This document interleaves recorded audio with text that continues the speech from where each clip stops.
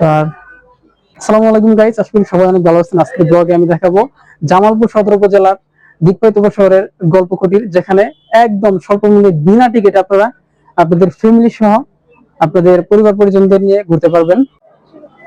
তো আমি আজকে আপনাদের পুরাটা গল্প কুটির যে ভিতরে কি কি আছে, কোথায় কি, সবকিছু আমি ডিটেলস আপনাদের জানাবো। তো আমরা এখন ভিতরে যাচ্ছি আর ঘোরাফেরা করছি। তো পাশে দেখতে পাচ্ছেন যে একটা বন্যা, তার দেখতে পাচ্ছেন যে মনোরম পরিবেশ, ফ্যামিলি নিয়ে থাকার মতো একটা জায়গা। আর এখানে তো ছবি ওঠানোর মতো খুব খুব ভালো ভালো প্লেস আছে। তারপর যদি ফ্যামিলি নিয়ে আসেন, অবশ্যই আপনারা একটা ভালো একটা প্লেস আসতে পারবেন। এমনকি এই প্লেসটা একদম গ্রামের মধ্যে, এবং কি সুন্দর, মনোরম, এবং কি সুশৃঙ্খল। তো পাশে দেখতে পাচ্ছেন যে অনেক গাছ। আর এই পাশটা হচ্ছে যে বাচ্চারা মূলত খেলা করে। তো এখানে অনেক কিছুই ছিল আগে, বর্তমানে বৃষ্টির কারণে এগুলো উঠিয়ে রাখা হয়েছে।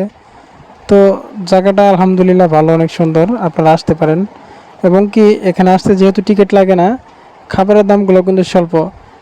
শুধু তাই নয়, এটা কিন্তু দেখতে পাচ্ছেন যে এটার মেইন রোডের একদম সাথে ওই যে বাসটা দেখতে পাচ্ছেন, এটা কিন্তু মেইন রোডে দাঁড়িয়ে আছে, ঢাকা জামালপুর রোডে।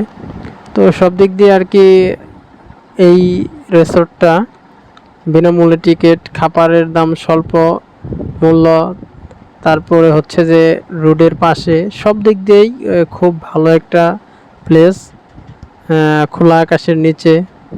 তো এটা মূলত আমরা ঢাকাতে পাই, কিন্তু গ্রামে এটা আসলে থাকা, বা আমাদের জামালপুর শহরে শহরে এরকম নেই। তো এটার পুরাটাই ঢাকা সিস্টেম, শহরের সিস্টেম করা গ্রামের ভিতরে। তো সবাই আসবেন এখানে।